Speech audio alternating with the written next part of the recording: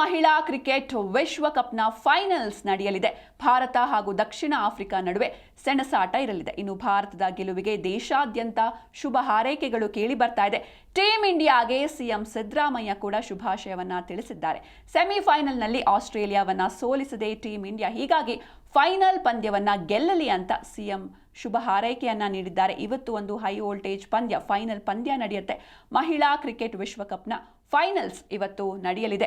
ಭಾರತ ಹಾಗೂ ದಕ್ಷಿಣ ಆಫ್ರಿಕಾ ನಡುವೆ ಈ ಒಂದು ಫೈನಲ್ ಪಂದ್ಯ ಇರುತ್ತೆ. ಇವತ್ತು ಮಹಿಳಾ ಕ್ರಿಕೆಟ್ ವಿಶ್ವಕಪ್ನ ಫೈನಲ್ ಪಂದ್ಯ ನಡೆಯುತ್ತೆ.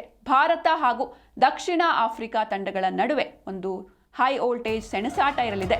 ಭಾರತದ ಗೆಲುವಿಗೆ ದೇಶಾದ್ಯಂತ ಶುಭ ಹಾರೈಕೆಗಳು ಕೇಳಿ ಬರ್ತಾ ಇದೆ. ಕ್ರಿಕೆಟ್ ಅಭಿಮಾನಿಗಳು ದೇಶಾದ್ಯಂತ ಶುಭ ಕೋರ್ತಿದ್ದಾರೆ. ಟೀಮ್ ಇಂಡಿಯಾಗೆ ಇನ್ನು ಸಿಎಂ ಸಿದ್ದರಾಮಯ್ಯ ಕೂಡ ಶುಭಾಶಯವನ್ನ ತಿಳಿಸಿದ್ದಾರೆ. ಸೆಮಿಫೈನಲ್ಸ್ನಲ್ಲಿ ಬಲಿಷ್ಠ ಆಸ್ಟ್ರೇಲಿಯಾ ತಂಡವನ್ನ ಟೀಮ್ ಇಂಡಿಯಾ ಸೋಲಿಸಿದೆ.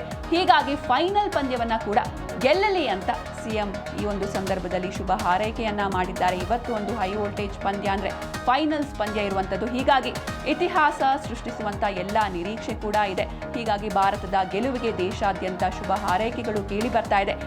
ಗೆದ್ದು ಬಾ ಟೀಮ್ ಇಂಡಿಯಾ ಎನ್ನುವಂತಹ ಘೋಷಣೆಗಳು ಎಲ್ಲಾ ಕಡೆ ಮೊಳಗ್ತಾ ಇದೆ. ಕ್ರಿಕೆಟ್ ಅಭಿಮಾನಿಗಳು ಇವತ್ತಿನ ಫೈನಲ್ ಪಂದ್ಯವನ್ನ ಕಾತುರದಿಂದ ಎದುರು ನೋಡೋದಕ್ಕೆ ಕಾಯ್ತಿದ್ದಾರೆ. ಭಾರತದ ಗೆಲುವಿಗೆ ದೇಶಾದ್ಯಂತ ಬೆಸ್ಟ್ ವಿಶಸ್ ಕೇಳಿ ಬರ್ತಾ ಇದೆ. ಟೀಮ್ ಇಂಡಿಯಾಗೆ ಸಿಎಂ ಕೂಡ ಶುಭಾಶಯವನ್ನ ತಿಳಿಸಿದ್ದಾರೆ.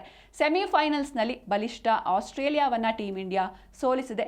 ಇವತ್ತು ಫೈನಲ್ ಪಂದ್ಯವನ್ನ ಗೆಲ್ಲಲಿ ಅಂತ ಸಿಎಂ ಶುಭ ಹಾರೈಕೆಯನ್ನ ಮಾಡಿದ್ದಾರೆ. ಇವತ್ತು ಒಂದು ಮ್ಯಾಚ್ ಇರುವಂಥದ್ದು. ಇಡೀ ದೇಶವೇ ಬೆರಗುಗಣ್ಣಿನಿಂದ ನೋಡ್ತಾ ಇದೆ ಏನಾಗುತ್ತೆ ಇವತ್ತಿನ ಮ್ಯಾಚ್ ಅನ್ನುವಂಥದ್ದು. ಎಲ್ಲರ ಕುತೂಹಲ ಇದೆ. ಇವತ್ತು ಭಾರತ ಹಾಗೂ ದಕ್ಷಿಣ ಆಫ್ರಿಕಾ ನಡುವೆ ಮಹಿಳಾ ಕ್ರಿಕೆಟ್ ವಿಶ್ವಕಪ್ನ ಫೈನಲ್ಸ್ ನಡೆಯುತ್ತೆ.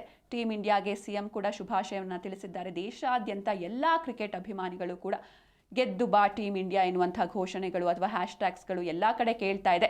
ಭಾರತದ ಗೆಲುವಿಗೆ ದೇಶಾದ್ಯಂತ ಶುಭ ಹಾರೈಕೆ ಕೇಳಿ ಬರ್ತಾ ಇದೆ.